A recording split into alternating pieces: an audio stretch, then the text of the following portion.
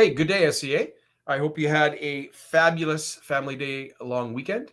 Short week this week, which is good. Tuesday to Friday.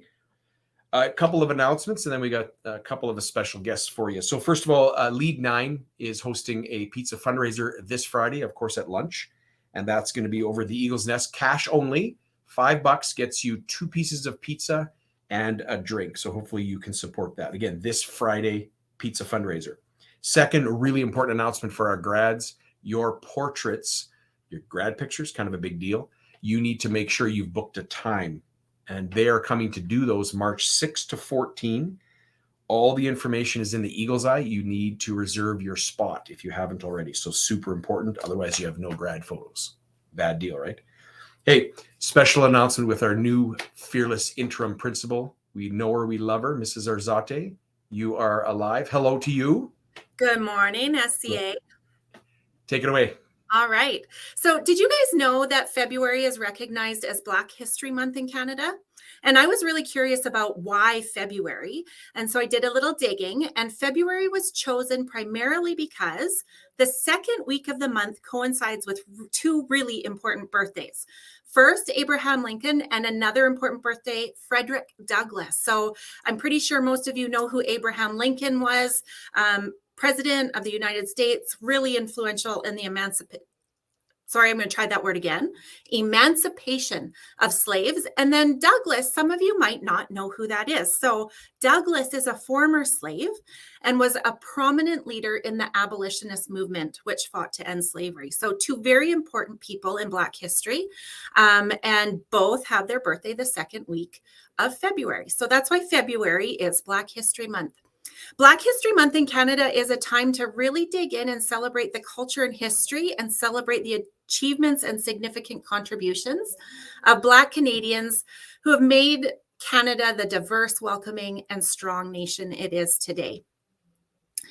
Every February, lots of events go on throughout communities and in schools and even in churches that are opportunities to learn more about Black history, to celebrate, and to honor the legacy of Black Canadians, both past and present. And as people of faith, we know every human being bears the image of God. And yet all of our collective humanity was diminished and ruptured through the enslavement and colonization and exploitation of African people. When I was doing that little bit of research to understand why February is an important month, I came across an African proverb that states, "Until the lions have their own historians, the history of the hunt will always glorify the hunter." And that really hit me, that the importance of African people from African descent having the ability to tell the truth of their experiences, their stories, and their histories. And then our responsibility as a community to protect and preserve these stories and to celebrate and enjoy the wisdom and beauty of God in our brothers and sisters of African descent. By doing so, we will know God more, and we will know ourselves more and our brothers and sisters more. So it is a win-win in every sense. I don't think there's any coincidence that Black History Month also includes Pink Shirt Day. And what a great reminder of the power of standing in solidarity with each other. So I'm going to challenge you to press into learning more about Black histories and stories, not just from now until the end of February, but kind of make it a challenge to just get yourself informed. It isn't hard to find incredible examples of courage and brilliance and accomplishment throughout history and then also in the present.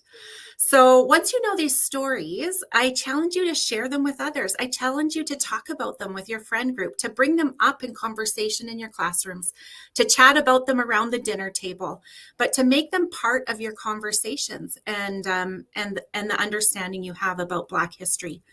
Mrs. Ploy has a display in the library that can help you get started, and she's ordered some more material that really focuses around Black history, Black accomplishments, and material by Black authors. So she can help you get started on this journey.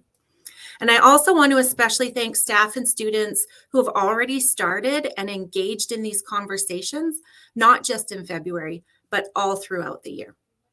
So I'm going to turn it over to our newest teammate, Mrs. DeBerge. She is doing incredible work in the break room, a great place to go and reset when life gets tough at school. And she's going to chat with us a little bit about the break room and also about Pink Shirt Day. So welcome, Ms. DeBerge. I really appreciate you coming on and sharing with us. Awesome. Thank you. All right. So my name is Miss Teberge, and I'm new at the school, and I get the opportunity to run the break room. It's a place where you can take a moment to get quiet. You can take a break so that you can return back to your classes and return back to the things that you need to get done. And I'm excited to remind you that tomorrow is going to be Pink Shirt Day. And it's a reminder to stop bullying and a reminder of like why we treat others with kindness and respect. And I encourage you to wear pink to show your support of this. So let's try and get as much pink. Maybe we'll outdo Valentine's Day. I'm going to share more about this tomorrow morning, but I was thinking about this question, and it's why do people hurt others, or why do people even bully others in the first place? And I was reminded of this old saying. It actually says that hurt people hurt people. And I believe that there's always a reason for why we do what we do, whether it's we're doing good things or we're doing bad things. And oftentimes it takes sitting down with one another and listening to our stories that we can actually begin to see why we do the things we do. But how often do we get to hear each other's stories in a fast-paced life? Now, even if we have reasons, and we do hear those stories, to hear the things that why we do what we do, it's not okay to stay that way, especially if it's something where we're hurting others. But I'm a firm believer that hurt people can become healed people. And I've seen it in my own life, and I've actually seen it in others as well. And there's beauty of healing our hurts so that when we are healed, we can actually heal others. When we deal with hurt, so we seek help, we get prayer, we get the support, our hearts actually increase in capacity. And I find as I've kind of gone after hurts in my own life, that my heart gets healing, and it increases my ability to love my own life. And also my ability to love others around me, to see others around me in a new way, with love and with joy and with peace.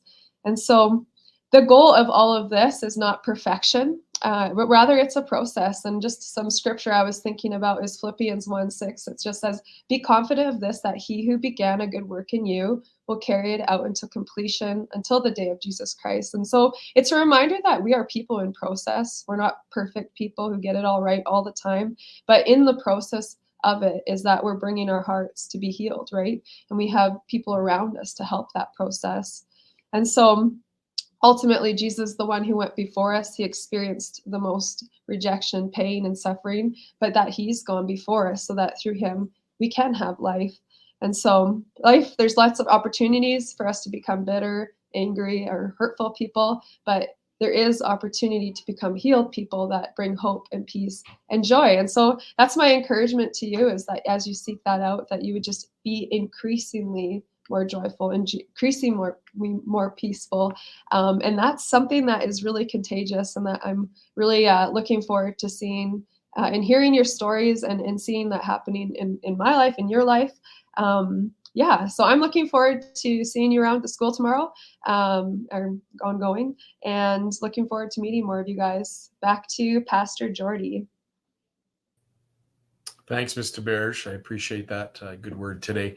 Sorry, we're a little bit longer. I hope you have a great week, SCA. Want to let you know today in the Eagle's Nest, brisket, I'm assuming beef brisket, with mac and cheese and Caesar salad. Wow, pretty great. Have a good week.